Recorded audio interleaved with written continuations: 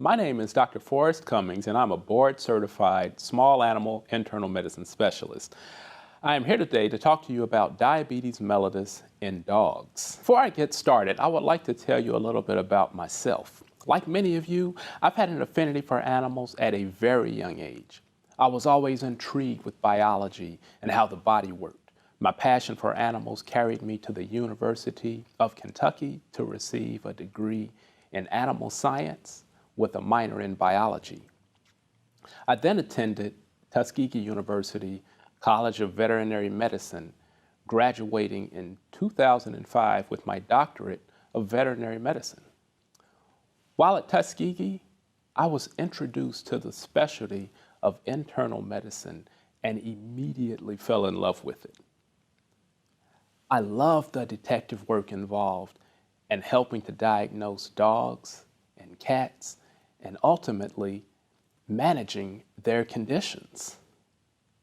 Following graduation, I completed a rotating internship at the University of Tennessee College of Veterinary Medicine. Rather than applying for an internal medicine residency immediately following my internship, I decided to work as an emergency clinician at a 24-hour specialty hospital while doing relief work as a general practitioner, as I felt this would help me to become a more well-rounded veterinary internist. After 2 years, I started my small animal internal medicine residency, which I completed in 2011, and have been practicing as a veterinary internist ever since. As a veterinary internist, diagnosing and managing challenging endocrine diseases is one of my primary responsibilities. And diabetes mellitus is one of the most common endocrine diseases seen in dogs. Before I get into the details of diabetes mellitus, I would like to provide an overview of today's talk, starting with pancreatic anatomy, pathophysiology, clinical signs, lab work abnormalities, potential comorbid conditions, and management options. Okay, let's get started. The pancreas is divided into two portions. The first portion is the exocrine pancreas, which is involved in digestion of lipids, proteins, and carbohydrates. The other portion is known as the endocrine pancreas and contains a nest of cells called the islets of Langerhans. There are 4 primary hormones that are produced in the islets. All of these hormones work in harmony to maintain a fairly tight range of serum glucose. The alpha cells produce glucagon. Glucagon is secreted when the blood glucose drops below the minimum threshold of approximately 70 milligrams per deciliter. Beta cells secrete insulin, whose primary function is to lower blood glucose levels when it approaches the upper threshold of approximately 130 milligrams per deciliter. Delta cells release somatostatin. This hormone inhibits the release of insulin and glucagon. The fourth cell is known as pancreatic polypeptide, formerly known as F cells. The exact mechanism of action of this hormone is not fully understood. However, it is thought to have a role in satiety, as well as a prokinetic agent within the gastrointestinal tract to help aid in digestion. Diabetes occurs when there is a deficiency of insulin production by the beta cells, or if there is prolonged insulin resistance, ultimately resulting in hyperglycemia. In dogs, they tend to have an insulin-dependent form of diabetes. This is the equivalent to type 1 diabetes seen in humans. With this form of diabetes, there is insufficient insulin production or complete lack of production by the beta cells. The common signalment in dogs include middle-aged females. Any breed can be affected. However, miniature schnauzers, toy poodles, Maltese, beagles, the Bichon, they all tend to be overrepresented. Some risk factors include obesity, hypertriglyceridemia, pancreatitis, genetics, and hyperadrenocorticism, or Cushing's disease. The hallmark clinical signs seen in diabetes include polyuria, polydipsia, polyphagia, and weight loss. Other signs can include cataract formation, distended abdomen, and an unkempt hair coat. Other clinical signs may include lethargy, dehydration, anorexia or hyporexia, vomiting, hematuria, and panting. If any of these other signs are seen, please start to look for concurrent illnesses. After obtaining a thorough history from the owner and performing the physical exam, additional diagnostic tests should include a CBC or a complete blood count, a biochemical profile, urinalysis, and urine culture. Additional testing may also be needed to rule out concurrent pancreatitis, endocrine diseases such as hypothyroidism, as well as hyperadrenocorticism. Potential findings that may be seen on the CBC can include a leukocytosis, which may be the result of a stress leukogram or as the result of an underlying inflammatory or infectious process. Hemoconcentration may be noted secondary to dehydration. Biochemical findings include hyperglycemia, usually greater than 180 milligrams per deciliter, elevated liver enzymes, and hyperlipidemia. Abnormalities seen on the urinalysis can include a normal to decreased urine-specific gravity. The decreased specific gravity is due to a hyperosmotic diuresis secondary to the hyperglycemia. In dogs, a serum glucose of greater than 180 milligrams per deciliter will result in glucosuria. Other findings can include ketonuria and bacteriuria.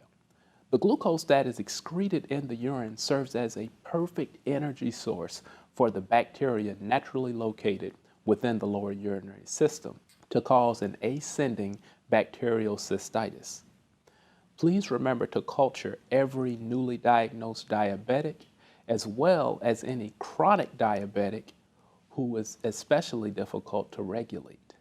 If your patient has concurrent vomiting and decreased appetite, consider screening for pancreatitis by performing a CPL, a PLI, or a serum PSL. If pancreatitis is noted, additional supportive care may be required, such as antiemetics, pain medication, parenteral fluid support, and transitioning to a low-fat diet. Additionally, abdominal imaging may be required to further evaluate the cause for the vomiting and to look for structural abnormalities within the pancreas. This is accomplished most commonly through abdominal ultrasound. However, if this is unavailable, abdominal radiographs may also be helpful. Lastly, as previously mentioned, screening for concurrent endocrine diseases may be indicated if the diabetes cannot be adequately controlled with insulin therapy alone. This can include screening for Cushing's disease by performing a low-dose dexamethasone suppression test, an ACTH stimulation test, or an adrenal hormone panel. Hypothyroidism should also be ruled out by performing a T4, free T4, and a TSH. Now that we have completed some of the diagnostic testing to help determine a definitive diagnosis or diagnoses, let's talk about management options. As discussed, insulin therapy is key to proper management of diabetes in dogs.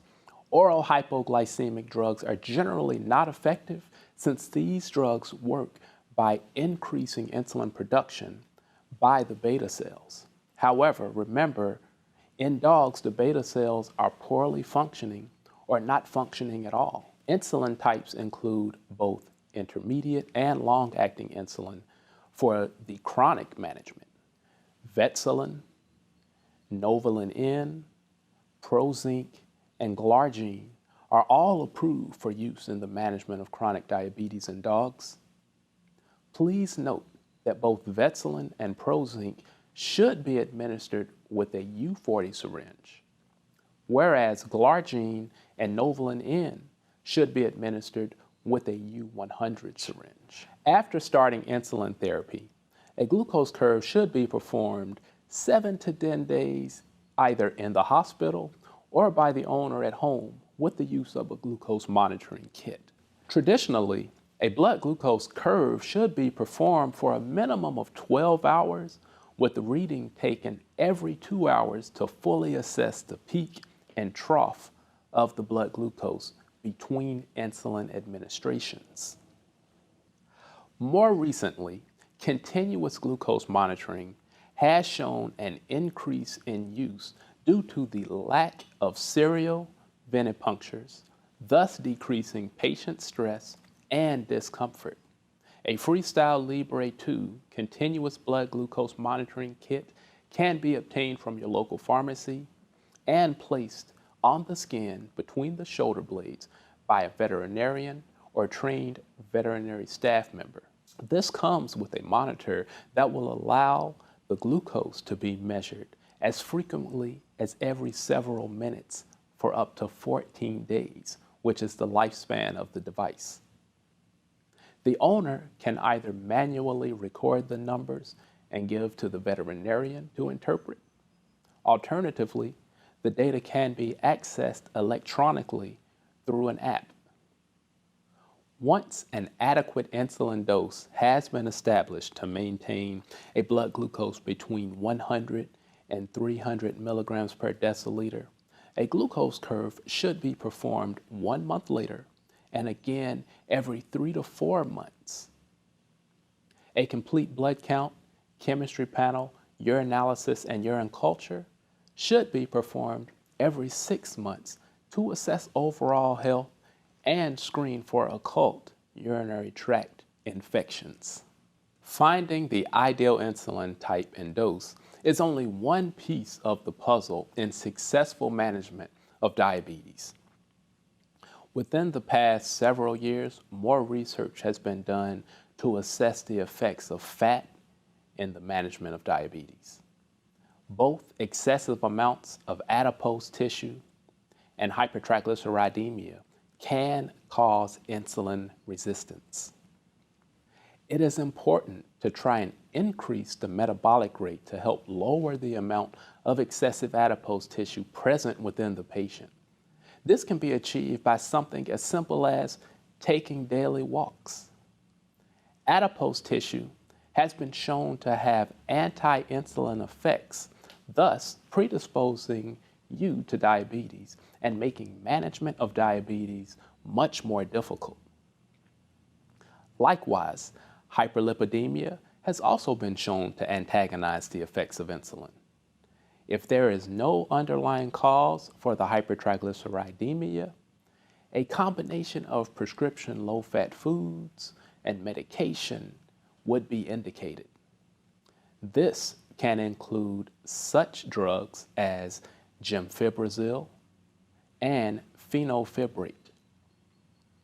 Both gemfibrozil and fenofibrate increase lipoprotein lipase activity and fatty acid oxidation to reduce the triglyceride levels. Once initiating therapy, measurement of serum triglycerides should be performed approximately 4 weeks later. Ideally, triglyceride levels should be less than 400 milligrams per deciliter after starting therapy. When deciding on the ideal diet, there is no general consensus. A high fiber, low carbohydrate, and moderately low fat diet can be used in cases of an uncomplicated case of diabetes mellitus. However, if there is concurrent pancreatitis that can only be controlled with a prescription ultra low fat diet, the carbohydrate load may cause increased insulin requirements and more difficult management. Furthermore, The same can hold true for patients requiring prescription diets to manage underlying renal failure, food allergy, and liver disease. Remember, in situations like these, consultation with a veterinary nutritionist can provide helpful insight and custom diet options. One major complication of diabetes is the development of ketoacidosis. These patients can present to the hospital extremely ill, secondary to the metabolic acidosis, electrolyte disturbances, and severe dehydration. A characteristic clinical sign is the sweet acetone breath. If the patient is too dehydrated to collect urine to confirm a ketonuria, measurement of serum ketones can be just as effective. The diagnosis of DKA should always be considered a potential life-threatening emergency, and the owner should be advised to transfer to a 24-hour emergency clinic for aggressive supportive care. The prognosis for a patient with diabetic ketoacidosis is extremely guarded and will ultimately depend on how quickly medical management is initiated and the response to therapy. The mortality rate can range from 30 to 50%. Ketone bodies are produced secondary to starvation or prolonged hyperglycemia. As a consequence of the body not being able to utilize its energy source, it begins to break down fats and proteins through a process called gluconeogenesis. This results in an increased amino acid mobilization from the extrahepatic tissues and increased free fatty acid oxidation from adipose tissue, ultimately resulting in an accumulation of ketone bodies, namely beta hydroxybutyrate, acetoacetate, and acetone. At this point, I would like to touch on a common concurrent endocrinopathy seen with diabetes, and that is hyperadrenal corticism. These are the cases that I generally tend to see due to the complexity of the case and the poor regulation of the diabetes. These dogs tend to require higher doses of insulin therapy that may not necessarily decrease with successful management of the Cushing's disease. However, it is important to note that the insulin requirement may decrease once the anti-insulin effects of the cortisol are controlled. The families should be informed to monitor for signs of hypoglycemia after starting Veterinary therapy. Some dogs with Cushing's disease can be managed successfully with once-a-day Veterinary dosing. However, it is recommended that dogs with both diabetes mellitus and Cushing's disease be treated with twice-daily Veterinary or trilostine. Overall, the prognosis of dogs with uncomplicated diabetes mellitus is good, and many can live a normal lifespan as long as complications do not arise and comorbidities do not develop. The prognosis of dogs with complicated diabetes can vary depending on the underlying disease processes and the response to therapy.